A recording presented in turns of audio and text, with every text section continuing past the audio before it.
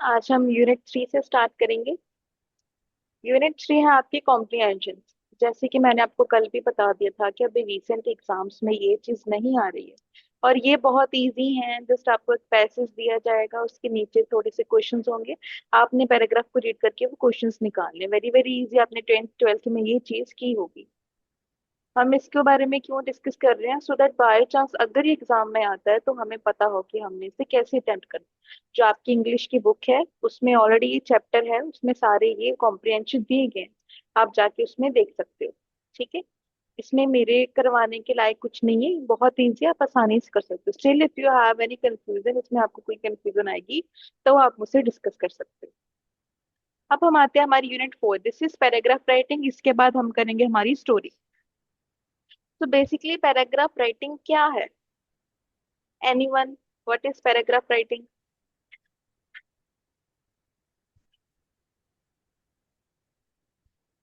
हाँ जी। जो हम कोई भी पैराग्राफ लिखते हैं वो हम कैसे लिखते हैं?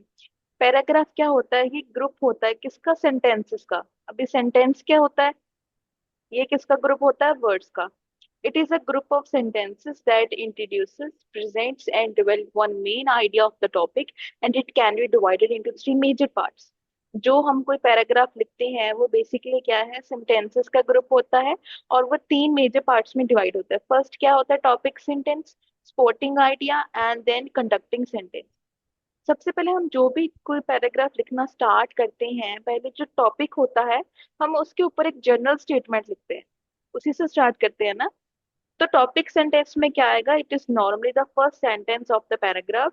It conveys the overall point of the paragraph. It helps the writer focus on the idea about written about. कि इससे क्या होता है, जो हम टॉपिक सेंटेंस लिखते हैं, कि जो रीडर होगा उसको पता चल जाएगा कि जो आगे वाले पैराग्राफ्स हैं उसमें हम किस बारे में बात करेंगे, उनको एक हिंट मिल जाएगा, क्लू मिल जाएगा। फिर आता है हमारे पास स्पोर्टिंग डिटेल। जब हम पूरे हमारे जो टॉपिक होता है उसकी ब्रीफली उसको एक्सप्लेन करते हैं, डिटेल में जाते हैं। Their sentences used to support the main idea stated in the topic sentence. They give more information about the main idea through examples. इसमें हम examples include कर सकते हैं. They say in details what the topic sentence says in general. They should be clear evidence that what the topic sentence says is trustworthy. They should be strong convincing points on which topic sentence can rely upon. See कि next paragraph में किस पे ऊपर रहेगा। Last में आता है conducting sentence. जब हम रिजल्ट निकालते हैं, जो हमने पूरा पैराग्राफ लिखा है हम उसको समराइज कर देते हैं कि जो हम ऊपर हम क्या बात करके आए हैं उसकी छोटे छोटे हम पॉइंट्स लिख देते हैं। ये रिफ्लेक्शन होती है मेन आइडिया की, pronounced in topic sentence. It sums up, sum up करते हैं, उसको कंक्लूड करते हैं, समराइज करते हैं that what the topic sentence and supporting details talk about. It is closing sentence that reminds the reader of they have to value. It is compulsory for the completion of the paragraph unity. It eventually indicates the end of paragraph. It prepares the reader for a smooth transition of the next paragraph if there is one. ठीक है। फिर हमारे पास दो तरह के paragraph होते हैं। एक होता है डिस्क्रिप्टिव, दूसरा होता है नरेटिव। डिस्क्रिप्टिव क्या होता है? जब आपको कोई चीज आती है कि describe your favourite TV programme, describe your childhood, describe an activity, ऐसी चीजें होती हैं, वो होती है आपके डिस्क्रिप्टिव पैराग्राफ। ये क्या होती है? Something that you can form into mental image of what's going on, जो चीज चली जा रही है। फिर आपके पास दूसरी चीज आती है नरेटिव पैराग्राफ। ये क्या होता है? जिसमें हम जो स्टोरी मेकिंग करते हैं, कोई स्टोरी बना रहे हैं। जैसे हम हमारे पास है हमारी stories, portrait of the lady अब हमने करनी है, उसका जो हम थीम लिखेंगे वो भी हमारी नरेटिव पैराग्राफ होगी। These paragraphs narrate what is going on a story. All sentences lead toward an idea. Events in narrative paragraph are arranged in sequence. For example, how I spend my Sunday, कि जो चीज पूरी sequence में आएगी। ठीक है। तो this is all about paragraph writing. पहले हम टॉपिक में क्या होते हैं, तीन मेजर पार्ट होते हैं। Topic sentence, supporting details, and concluding sentence. ये जो जो मैं क्वेश्चंस आपको अभी हम कर रहे हैं, आफ्टर जो मैं अपना टॉपिक फिनिश करूंगी मैंने क्वेश्चंस आपसे पूछने हैं। तो अगर आपको कोई चीज नहीं समझ आ रही है, feel free to ask. Okay. अब हम आते हैं हमारी स्टोरी पे। हमारी ये शॉर्ट स्टोरी है, वो है portrait of a lady. It is written by Khushwant Singh. The portrait of a lady. ये बहुत अच्छी स्टोरी है, एग्जाम में आएगी ही आएगी आपको लॉन्ग में। इसका आपको थीम आएगा। ये पूरी स्टोरी यहाँ पे दी गई है। हम पूरी स्टोरी नहीं रीड करेंगे, हम इसका जस्ट थीम देखेंगे कि बेसिकली जो स्टोरी है वो है किस बारे में। यहाँ पे देखो 3 क्वेश्चन है। पोर्ट्रेट ऑफ लेडी का थीम तो आता ही आता है, वेरी वेरी इंपॉर्टेंट। पहले some basic question. How did Khushwant Singh established his reputation as a writer? Khushwant Singh's name is bound to down in Indian literature as one of the finest historians and novelists. He got Honest Man of the Year award. उसे award मिला था Honest Man of the Year. He was one of the best known Indian writers of all time. Khushwant Singh's short story is not flamboyant and but modest. Explain कि इसका मतलब क्या है कि उनकी जो स्टोरी थी वो flamboyant नहीं थी लेकिन modest थी. It is true that his stories are well crafted. Perhaps his greatest gift as a writer is the wonderful quality of description. He first established his reputation as a writer through a short story. Modest क्या होता है? Decent चीजें. Flamboyant क्या होता है? Anyone?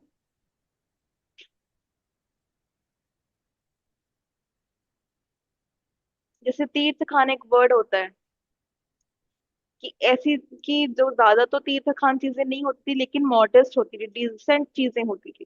ज्यादा simple भी नहीं, ज्यादा हाई फाई भी नहीं, चीजें मॉडेस्ट चीज होती थी, डिसेंट स्टोरीज होती थी उनकी। अब हम आते हैं हमारी समरी के ऊपर। इससे आपको हिंट पूरा मिल जाएगा कि स्टोरी बेसिकली किस चीज के ऊपर बेस्ड थी। The story is written by Khushwant Singh in a portrait of a lady. Poet describes about his grandmother. उन्होंने अपनी ग्रैंड मदर के ऊपर ये स्टोरी लिखी थी। She was an old and window lady. अभी विडो क्या होती है? जिनके हस्बैंड नहीं होते हैं, उनकी जो डेथ हो जाती है उनको हम विडो लेडी बोलते हैं। She was kind at heart and kind to animals.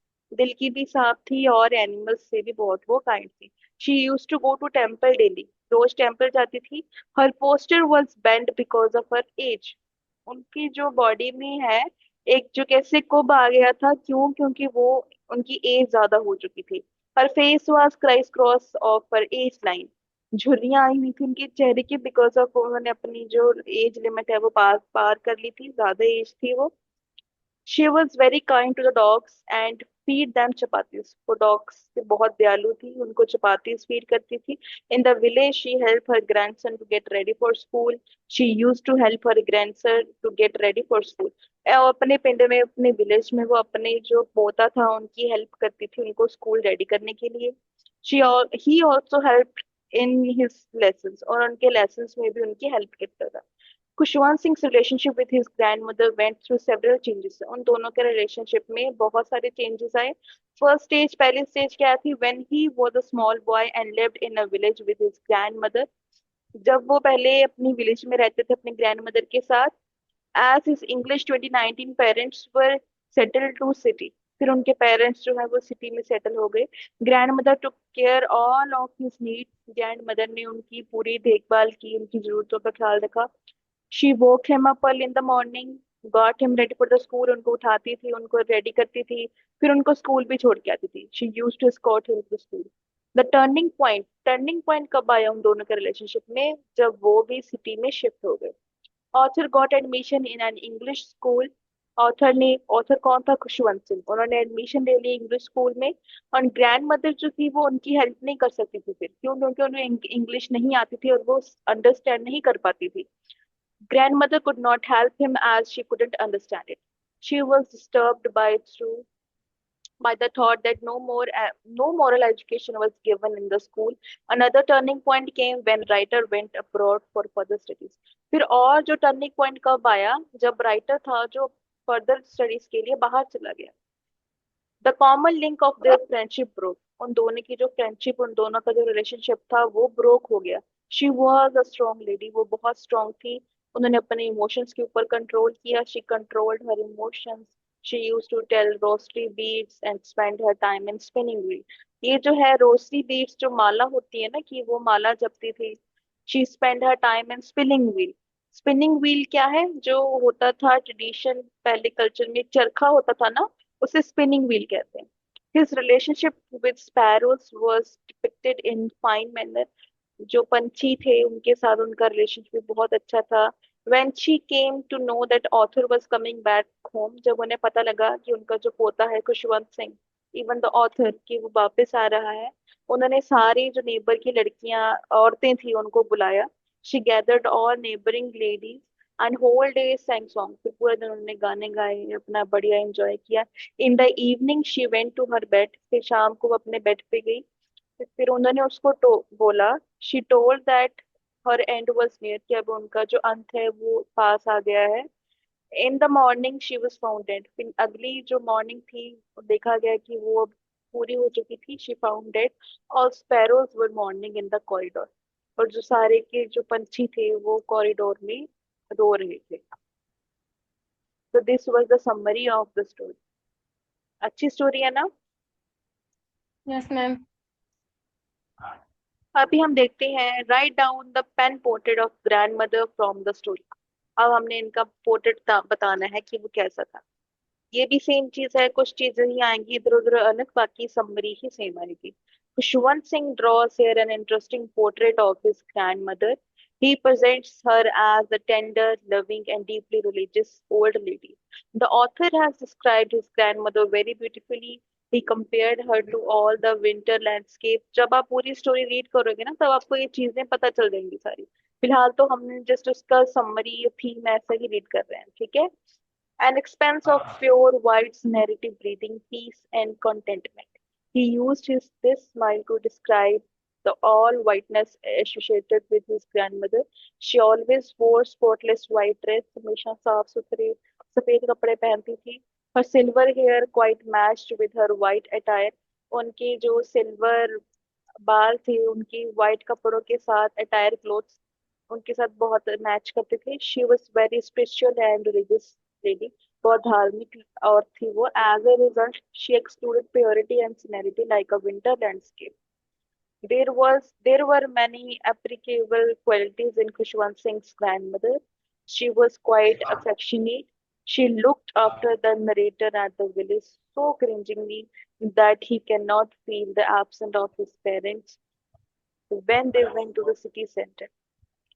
She was a strong woman who could adapt herself to any new challenging situation. Maybe she derived that strength from her adaptation to the god. यहाँ पे लिखा है, कितनी अच्छी line लिखी कि उनके पास जो इतनी ताकत थी, she was a strong lady, कि जो उनके पास वो स्ट्रेंथ आती थी वो गॉड से लेती थी. एज वो बहुत रिलीजियस थी. She was so divinely dedicated to praying to God. वो बहुत प्रे करती थी गॉड से. And she never left her rosary. Her feeding the village dogs and then sparrows show her love for animals. She found completely in them and sparrows reciprocate. Reciprocate मतलब कि sparrows भी आगे उनसे जो बातचीत करते थे उनको रिप्लाई देते थे. Her reciprocate her love and care. They did not string at all, nor they didn't eat a single crumb after her death.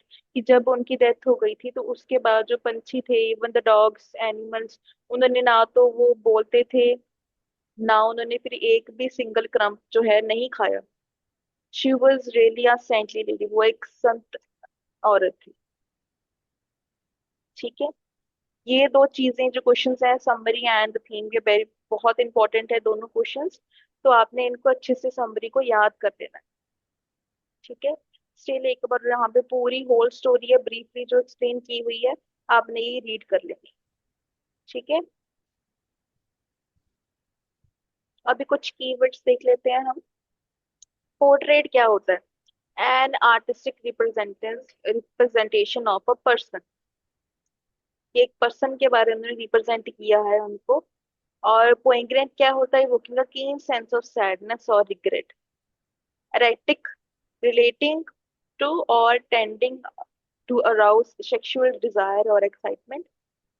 Seclusion, the state of being private and away from other people. Pastime and activity does, ये तो हमें पता ही है. An activity that one does regularly for enjoyment. Okay. So this is the end of unit 4. ये unit 5 है. Yes. अभी आपको paragraph writing या फिर आपको ये जो है हमारी short story portrait of a lady, दोनों में कोई चीज आपको अंडरस्टैंड नहीं हुई है, you can ask me now. या आपको कल का कोई हमारा जो टॉपिक मैम था उसमें से कोई कंफ्यूजन है वो भी पूछो। हाँ जी।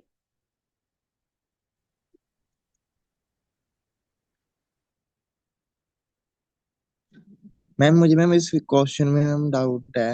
वो मैं हाँ जी। कह रहा था मैम, जो थीम थीम और समरी है, आपने सेकंड क्वेश्चन कहा था पेन बहुत इंपॉर्टेंट है। हाँ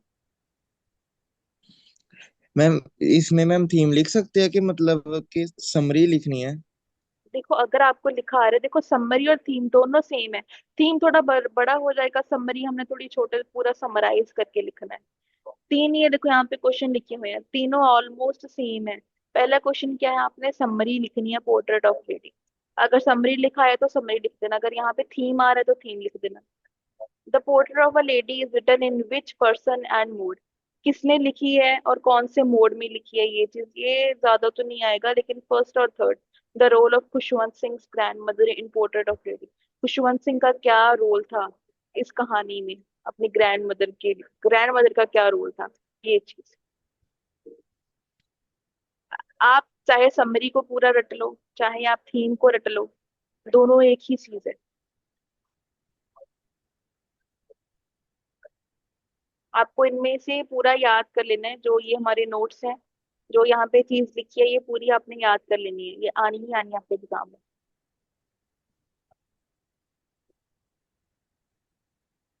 okay. Yes okay ma'am. Ma'am. Ma'am ये फर्स्ट क्वेश्चन है, ये भी मतलब लर्न करना है? हाँ जी, समरी है ये।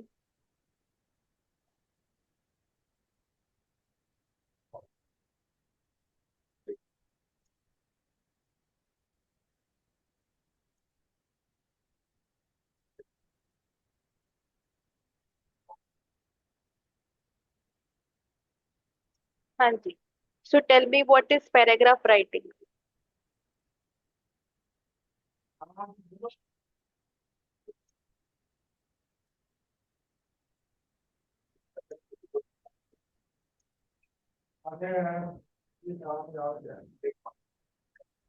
पैराग्राफ राइटिंग क्या है, कितने किसी पार्ट्स हैं किसी इसमें। चीज मैम थ्री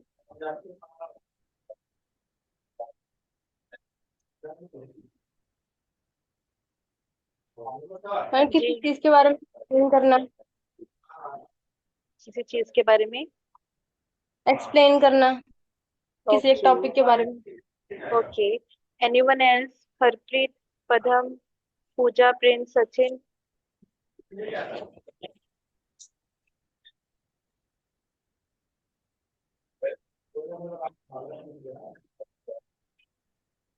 हम जो स्टोरी है उसको पैराग्राफ में बना के लिखते हैं, जो उसके अंदर मेन मेन पॉइंट्स होते हैं।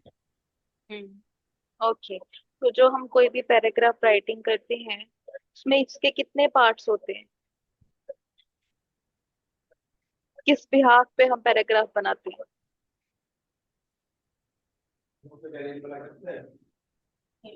मैम टॉपिक पे। टॉपिक के तो बनाएंगे, उसके पार्ट्स कितने, three major parts. Topic sentence, sporting detail and conducting sentence. Okay, तो यहाँ देखिए, मुझे बताओ पहले टॉपिक सेंटेंस में हम क्या लिखते हैं। जिस चीज को दिया गया है उसी टॉपिक के बारे में लिखेंगे। ओके, क्यों लिखेंगे। मैम क्योंकि उसने, जैसे अगर उसने किसी फ्लावर के बारे में पूछा है तो हम उस फ्लावर की क्वालिटी बताएंगे। ओके, पहले हम एक जनरल स्टेटमेंट लिखते हैं टॉपिक के ऊपर, फिर जो हमने पॉइंट्स आगे जाके डिस्कस करने हैं उनका थोड़ा थोड़ा हिंट देते हैं, सो दैट जो रीडर है उसको पता चल जाए कि हम जो आगे पूरा पैराग्राफ लिखेंगे वो किसके बारे में लिख रहे हैं, उसमें हम क्या डिस्क्राइब करेंगे। वो हो जाता है आपका टॉपिक सेंटेंस। फिर आता है स्पोर्टिंग डिटेल। फिर जब हम जो हमारे पॉइंट्स हैं, पूरी इंफॉर्मेशन हम उसमें लिखते हैं, फिर उसको हम पूरा डिस्क्राइब करते हैं, एग्जाम्पल्स इंक्लूड करते हैं। वो चीज आ जाती है आपकी स्पोर्टिंग डिटेल। लास्ट में क्या है, जब हम रिजल्ट निकालते हैं, अपना जो स्टेटमेंट है, सॉरी जो पैराग्राफ है, जब उसको हम क्लोज करते हैं, कंक्लूडिंग सेंटेंस। ओके, तो दो तरह के हमारे पैराग्राफ होते हैं, डिस्क्रिप्टिव एंड नरेटिव। अब इन दोनों का डिफरेंस बताओ।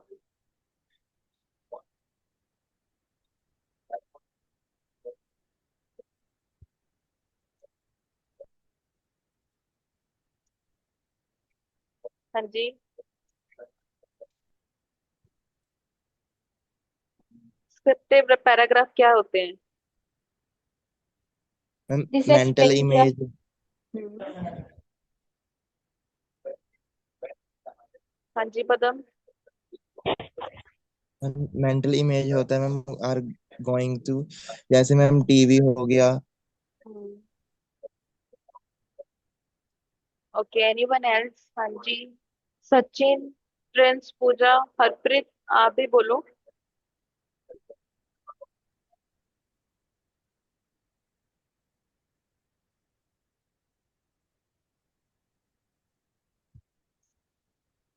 डिस्क्रिप्टिव पैराग्राफ क्या होते हैं? जब आपके पास आए कि describe your favourite television show, describe your favourite food, ये चीजें जो होती हैं उन जिसको हमने डिस्क्राइब करना है, वो डिस्क्रिप्टिव आ जाती है। हम आपकी मेंटली इमेज उसमें आ जाती है। फिर आते हैं नरेटिव।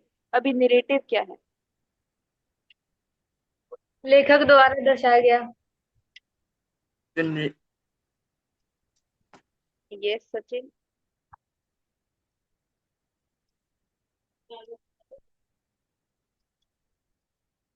हाँ जी, नरेटिव क्या है? लेखक। And narrative paragraph? मैम जो उसने लिखा है। नरेटिव पैराग्राफ क्या आ जाते हैं? जिसमें आप कोई सीक्वेंस में लिख रहे हो, वो कोई स्टोरी होगी, आपने पूरा स्टेप उनको डिफाइन किया हुआ है। जैसे आपने अपना संडे कैसे स्पेंड किया, how do you spend your Sunday, आप स्टोरी में लिखोगे ना पूरा, firstly I do this then this, एक सीक्वेंस में चीज आ जाती है, वो आपकी नरेटिव होती है। जैसे अब हमने फॉर एग्जाम्पल, हाँ जी एग्जाम्पल दो। जैसे हमने अभी किया ना, ये स्टोरी की है हमने अभी, शॉर्ट स्टोरी है, ये भी क्या है? आपकी नरेटिव राइटिंग है। अगर आपको समरी आ रही है, आपको थीम आ रहा है लिखने के लिए, तो वो क्या है? वो आपकी नरेटिव राइटिंग ही तो है। आपने सीक्वेंस में चीजें लिखनी है, स्टोरी क्या थी। ओके, सो जब पोर्ट्रेट ऑफ लेडी आपकी स्टोरी है, ये किसने लिखी है? खुशवंत सिंह ने। ओके, एंड खुशवंत सिंह जो थे, उन्होंने किसके बारे में ये स्टोरी लिखी? अपनी अपनी ग्रैंड दादी मदर। के बारे में। ठीक है, तो उनकी ग्रैंड मदर कैसी थी, उनके बारे में बताओ। ओल्ड और विडो थी। Okay, anything else? Ma'am kind hearted and मतलब एनिमल्स से बहुत करती। हम्म। ओके, तो उनकी ग्रैंड मदर और जो खुशवंत सिंह थे, उन दोनों का आपस में रिलेशनशिप कैसा था?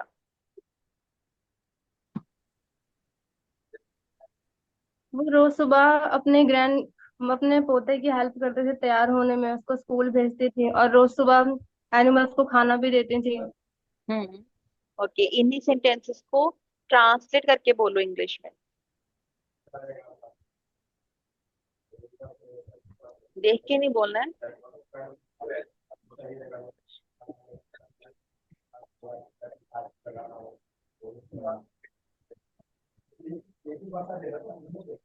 What was the relationship between Khushwant Singh and his grandmother?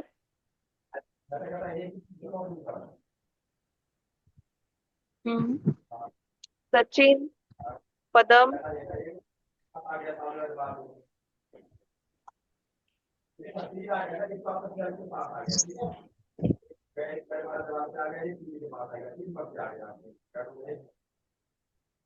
Ma'am इनने रिलेशनशिप च पॉइंट बहुत आया। हम्म। और इनकी बॉन्ड बहुत अच्छी थी, दोनों की रिलेशन बहुत स्ट्रांग था। वो दोनों एक दूसरे की हेल्प करते थे। ग्रैंड मदर उन्हें रेडी करती थी, उन्हें स्कूल छोड़ के आती थी। ये सब चीजें आपने लिखना है, इस पूरी चीज को आपने याद करना है, ठीक है?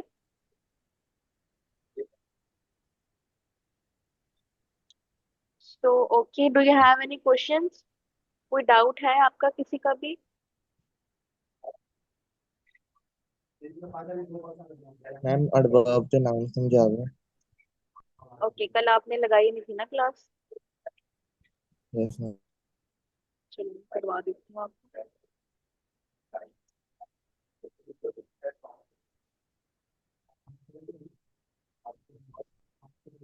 हाँ जी रजनी, बताओ एडवर्ब क्या है? adverb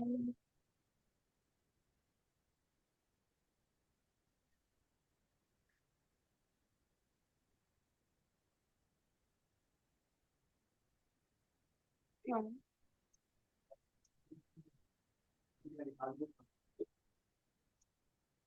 एडवर्ब क्या है? जो वर्ब होती है ना हमारी, वर्ब क्या है? क्रिया है। हम आप कोई भी एक्शन कर रहे हो, वो क्या है? वो क्रिया है।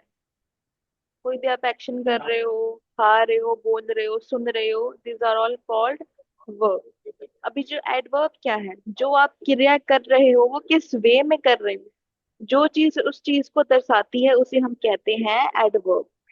जो वर्ब को डिस्क्राइब करे इट इज कॉल्ड एडवर्ब।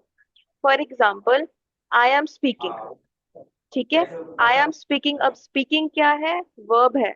अगर मैं बोलूं आई एम स्पीकिंग स्लोली, स्लोली मैं धीरे बोल रही हूँ, धीरे बोलना क्या है? एडवर्ब है। जो आपको वर्ब की विशेषता बताए वो क्या है चीज? एडवर्ब है। This is the difference between verb and adverb.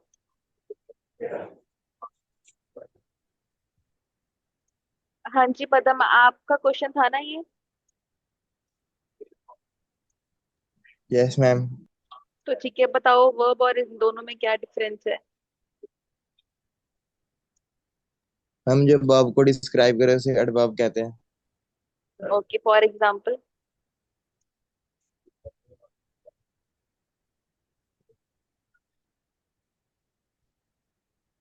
हाँ जी, एग्जाम्पल दो।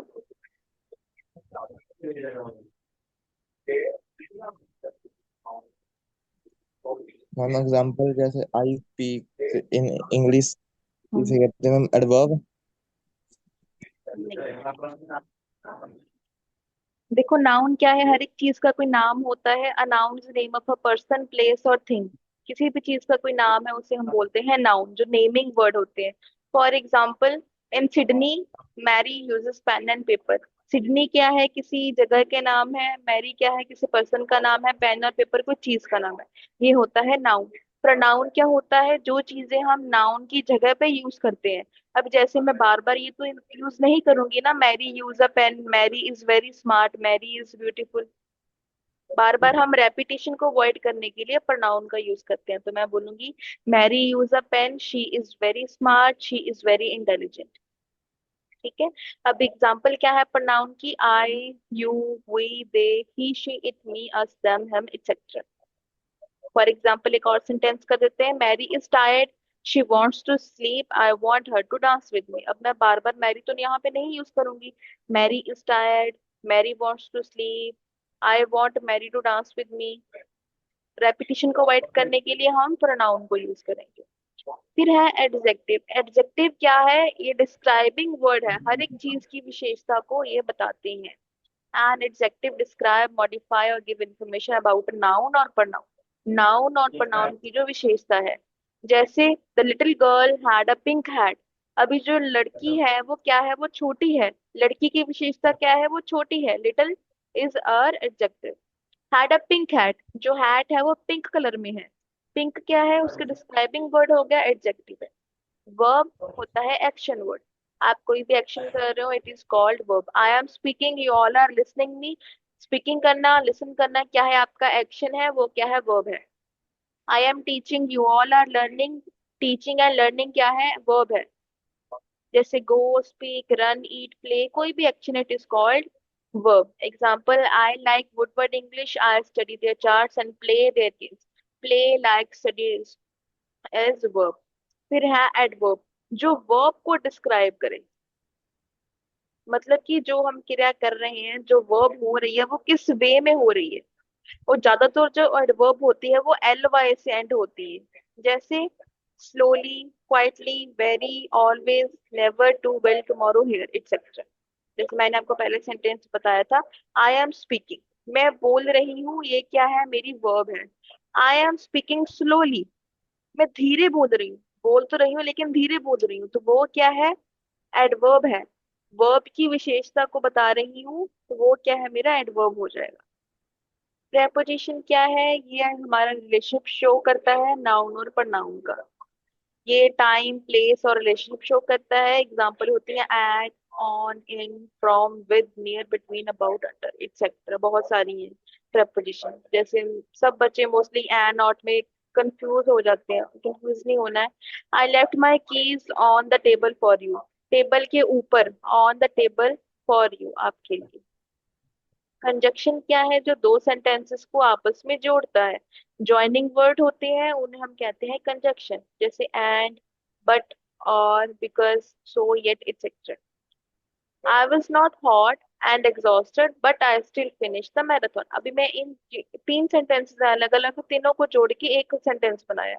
नहीं तो ये होता है I was hot, I was exhausted, I finish the marathon. अभी ये तीन अलग अलग सेंटेंसेस, कोई सेंस नहीं बन रही है, तो मैंने तीनों को जोड़ा है। I was hot and exhausted but I still finish the marathon. Last है इंटरजेक्शन, एक्सप्रेसिव वर्ड। जो वर्ड एक ये होते हैं आपकी बहुत स्ट्रॉन्ग फीलिंग या इमोशन को शो करते हैं, जो अचानक से आपके मुंह से निकलते हैं वर्ड्स, उनको हम इंटरजेक्शन कहते हैं। जैसे कि ouch, wow, great, help, etcetera. ठीक है, ये थी हमारी सारी की सारी ग्रामर जो हमने कल की थी। ठीक है, अभी कोई किसी में डाउट हो? सचिन, पदम का था ना ये क्वेश्चन, पदम आ गए समझ सारे? Yes ma'am. हाँ जी, do you have any another another questions?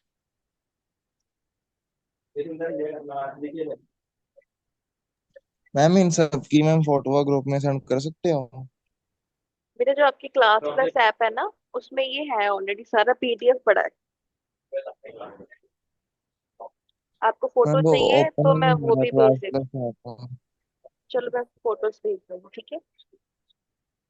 Okay ma'am. हाँ जी। So okay then, I would like to take leave now. जो हम चीजें करते हैं आपने उनको याद करना है, ये नहीं कि जिस दिन हमने कर ली फिर आप उसको रिपीट ही ना करो, ठीक है। So okay dear, bye bye.